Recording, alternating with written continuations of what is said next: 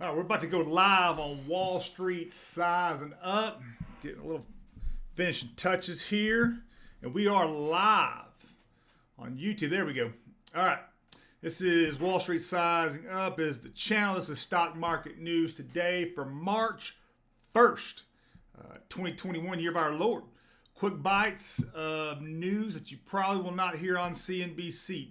Clearly, there will be some.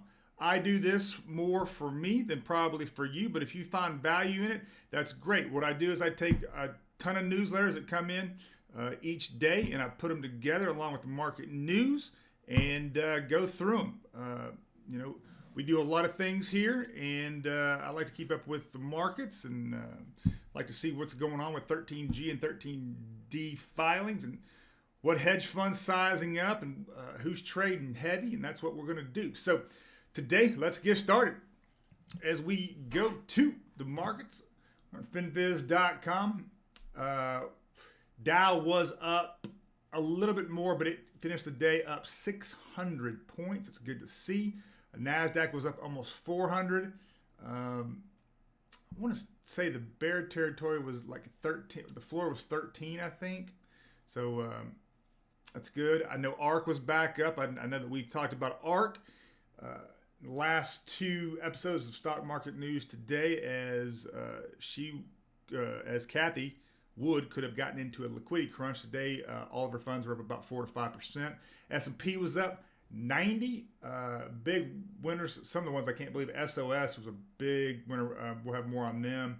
Morphic Holding Biotech up 134. AMTX, oil and gas. I actually made a TikTok today, guys. I just don't see, even with President Biden and the government going after fossil fuels, it's just making them more powerful. It is literally driving up crude, which is driving up stock prices, which of all petro firms, if you would. We looked at the top 25 S&P stocks year to date. 12 of them were energy companies. So you're just not going to get rid of them. It's in your toothbrush. It's in your yoga pants, I found out, not just computers and your phone and airplanes for jet fuel. And I mean, it's in your kids' building blocks. It's in all kinds of stuff. You're just not going to get rid of it. So I think it's just far-fetched. And so if they drive up the price, it's just going to make, even with rate regulation, it's going to make these energy companies more powerful with their stock trading higher. It just gives them more options. Okay, let's get to it. Let's see what's trending today. NEO's up 11. Zoom is up 19. Let's see if there's any golden nuggets up 7. Let's see if there's any ones that are talked about quite a bit. Around AMC finished up 13 today. GME was up 20 again. GameStop making a big run. CCIV was down again. We've got some news on Lucid. Tesla was up 7%. That's probably why ARK was up as well. Same thing. Bitcoin was up 7. We're at 48. We're about to cross 50 is where I believe we're at. I don't have my trading view up, and I don't have my Masario up. So you're going to have to forgive me. All right. Here we go. Warren Buffett. I know you've heard about this, but let's get to the meat of the cool stuff, right? Profits were up by 23% to $35 billion for 2020. It purchased $25 billion of their own stock. Thank you very much, Warren. I think I've got one stock for Berkshire. They now own over 5% of Apple. I believe their investment in 2016, might have been 2018, was about 31 to 35 billion. It's now worth 120 billion dollars. That is. All right. Here's the key though. Warren Buffett's firm now owns 8.2% of Chinese EV maker BYD. Let me just say that this was his biggest gainer last year. It went up 507% last year. Now, what I don't get about this is you've got about 50 Chinese EV makers. Why they picked BYD, but certainly they picked this is why sometimes, guys, you pick the jockey, not the horse. You're picking Buffett, not because of the horse he rides, but because of the jockey that he is, right? and this is why. So BYD at 507 last year. He has a 3.7% stake in General Motors, and GM was up 65% last year. Buffett mentioned that the four jewels of the firm are the insurance operations, which is Geico, I know, BNSF, which is, I believe, the largest freight railroad, Apple, and Berkshire Hathaway Energy, which I didn't even know about. Let's see. Buffett noted that the yield on the 10-year Treasury bond has fallen by 95% since 1981, and fixed income investors such as pension funds and insurance companies face a bleak future. You're exactly right, Warren. That's why the freaking stimulus bill is bailing out 200 pension funds. Good God. All right. Top 5 analyst downgrades. We're talking about down. We're going down here. TechnipFMC FTI downgraded to equal weight by Morgan Stanley. Remax was downgraded to neutral by Compass Point. Tabula Rasa HealthCare TRHC downgraded to hold by Truist. BeiGene BGNE downgraded to underperform from Outperform at CLSA. Ziopharm ZIOP downgraded to neutral at HC Wainwright. Top 5 analyst upgrades. We're going up. Twitter, which is really fun. This is it gets me, but clearly there should be opposing views, and in the investment banking world there is. Twitter was just down. We had them on the downgraded list first of last week, and here they are, the number 1 upgrade. This is from Cleveland Research. Upgraded them to a buy. Verasic Analytics, VRSK, upgraded to a neutral at UBS. Plug Power, again, we've seen them downgrade before. Here they're upgraded to overweight at JP Morgan. CME Group, CME upgraded to market perform. And Wayfair, which we've seen downgraded before too, upgraded to buy at Truist. Former President Donald Trump, first post-presidency speech, which I still can't find on Twitter, which it included him alluding to a 2024 presidential run and him saying that he'll beat him 3 times. Brazos Electric Power Cooperative. So this is Texas' largest and oldest electric company, has filed bankruptcy protection as it received a $1.8 billion bill from the state's grid operator. Brazos is just one of many electric companies that here in Texas that we have. We were hit hard by the power grid problems in Texas last month. You all know that. Collectively, the Texas power companies face several $1 billion in charges related to the blackouts.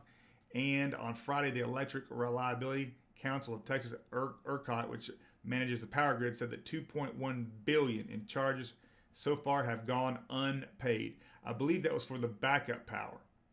And so I'll drill down on that one because I don't understand why they're getting a bill if they're the backup power. Maybe they didn't kick in. I don't know.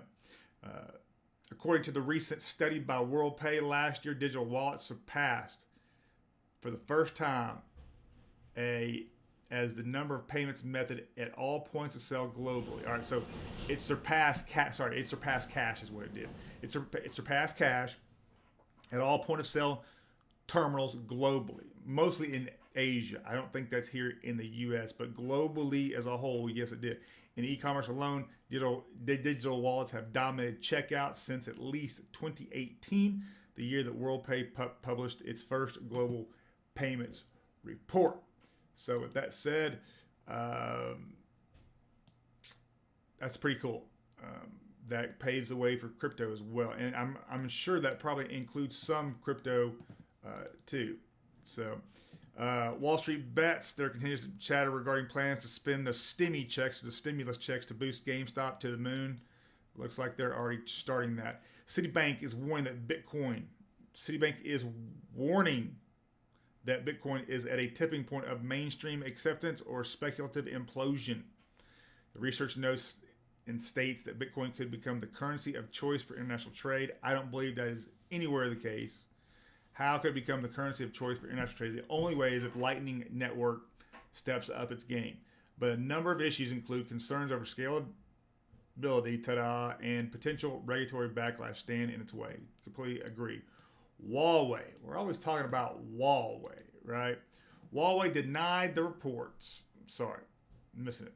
Chinese tech giant Huawei is planning to produce, check this out, another Chinese electrical vehicle and could launch models as soon as this year. Huawei denied reports stating that it isn't a car manufacturer but a supplier of components. It denied these reports that it isn't a car manufacturer but a supplier of components for manufacturers. It has previously said that it is. So that CCIV, here's the reason that it's probably down. Lucid announced, because it's Lucid's rolling into CCIV, announced a reverse merger, if you would, a little SPAC action. Lucid announced it will delay the initial delivery of its debut vehicle, the 2021 Lucid Air, due to the COVID-19 pandemic. Yeah, okay. Lucid planned to begin making deliveries in spring, but now will start in the second half of 2021. It's a hell of a delay. Patent Drop came down today. It's a newsletter. You need to check it out. Google Patent Drop. It had a good one today. NVIDIA. Gaze detection using neural networks. Check this out. NVIDIA describes wanting to place cameras in a vehicle in order to track what a driver is looking at any given time. By tracking the driver's gaze direction, the system can detect whether a driver is looking out a windshield while driving or looking away, such as the rearview mirror. In turn, the system can see if the driver is distracted or unable to see an event. For example, if somebody were walking in front of the vehicle, the system can see that the driver is not looking at the windshield. Boom, it can trigger a sensor and apply the brake without the occupant's or the driver's assistance. Pretty cool. There were some more, but that's really cool. I think the guy's got like over 100,000 subscribers, so it's very cool. It's called the Bear Cave. It's called the Patent Drop. There is one I'm going to get to here called the Bear Cave as well. The Supreme Court will hear a case on the implementation of Voting Rights Act. But here's what gets even better. A ruling that the Supreme Court scaled back in 2013. The case will deal primarily with, you guessed it, mail-in ballots and absentee ballots. Whether you're for or against, they're going to rule. Let's just get it out of the way and move on. One more thing about the Coinbase S1. I did see some, man, you find these nuggets, and so I just want to put them in here. So apparently the head of institutional coverage, Brett, it looks like Tejpal, revealed that the exchange holds Bitcoin for investment purposes. Tejpal clarified that CB has directly held Bitcoin as an investment on its balance sheet since its founding in 2012. So here's what I'll tell you. Here's what I know. Part of the Coinbase mafia is Tim Draper. Tim Draper bought in 3 tranches 20,000 Bitcoin in 2015. How do I know? Because I watched him buy them on Circle. So the FBI, I believe it was the Silk Road Bitcoins. They put them up, and he bought all 60,000 Bitcoin. It literally was 60,000 Bitcoin, right? So I believe that became part of Coinbase, right? Now it's 2015 versus 2012, though. So you've got a founding. I know that Draper was an early investor. Now, I want to say in the seed round, but I believe that 2015 Bitcoin that he bought certainly became part of his investment in Coinbase proper that we know today. Although he did not disclose the precise Bitcoin investment, it is the first admission of using Bitcoin as an investment versus simply a transactional denominator or store of value, if you would. Also, you ever heard of this before? Brian Armstrong, the Coinbase CEO. I get it. It's a $100 billion core corporation, right? Still a startup, but they did pay him $60 million last year. That's more than what Jamie Dimon at JP Morgan. That's more than a lot of the, $500 billion corporations pay their CEO. I just thought that was interesting. Not bad or good. Maybe he's worth it. Seems like he is. European Council, the ECB wants veto power over stablecoins within the Eurozone. Now, the U.S. wants the same thing, and we'll get to that in just a second. The ECB said it deserves the final word on whether a stablecoin such as Diem, formerly known as Libra. So they're really concerned about the Facebook. It's really what they're concerned about. They want the final word on whether that stablecoin could launch in Europe. They don't want it to. They don't want it to implode the system. The ECB has a single mandate to maintain the stability of prices, right? In contrast, the U.S. Federal Reserve has this mandate plus another mandate to maximize employment. So that is what the U.S. says as well. The ECB fears that a widely adopted stablecoin could reduce the ECB's controls of payments, banking, and the money supply itself. Well, go figure. It's exactly what crypto was made for, right? To kind of break it up, right? So I think they can work alongside one another. I think stable coins can too. So no need to over-regulate is the way I see it. The Hobbs newsletter, which is a research newsletter, reports on different companies. They wrote a report they published on Blink Charging, BLNK, $1.6 billion EV charging company that is up over 1,500% over the last 12 months. The newsletter called the company a $1.8 billion pump and dump scheme with a negligible sales. How much sales they have?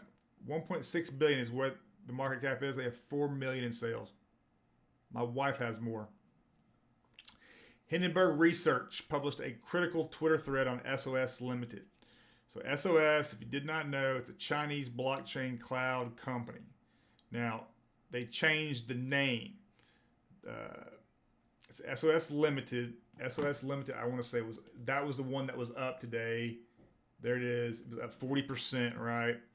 SOS is a China-based reverse merger which has languished since its April 2017 IPO until its torrent of crypto-related hype that has taken shares up 600% at their peak. However, we find that the company's claims regarding supposed cryptocurrency mining purchases and acquisitions to be extremely problematic, if not fabricated entirely. That's what I'm talking about. These Chinese firms, man, you cannot trust them. If you don't believe me, go watch Mark Cuban's The China Hustle.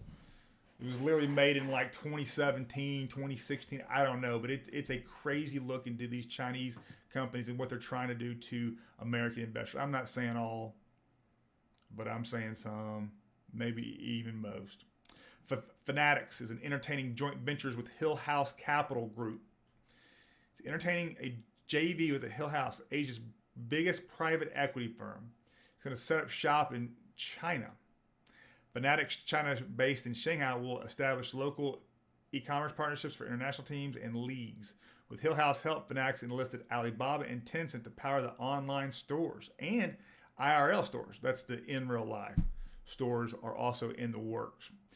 Smart fitness equipment company Tonal will open shops in about 40 Nordstrom stores, tripling its number of stores in the U.S. Again, they sell fitness equipment, which can be really weird when you walk in Nordstrom, which is this high-end clothing, like big box, right? And then you're going to have this fitness equipment, right? So I don't know if it's Tonal may be high-end. I'm sure it probably is, but I just think that's going to be weird. Stat, consumers are 3x more likely to buy an electric... let me start over. Consumers are 3x more likely to buy electric if they've ridden in an EV before, per a new JD Power survey. I think I copied the notes on that one wrong, just so we're clear. Oatly has partnered with Starbucks, and the non-dairy substitute will be added to Starbucks menu in an iced brown sugar oatmeal shaken espresso. Did you get that?